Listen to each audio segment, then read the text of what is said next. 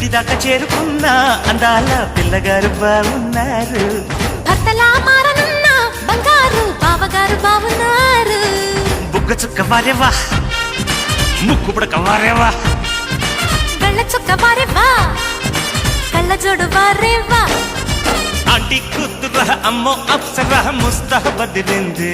ముహూర్తం ముందరున్నది తథాస్తని పందిరన్నది.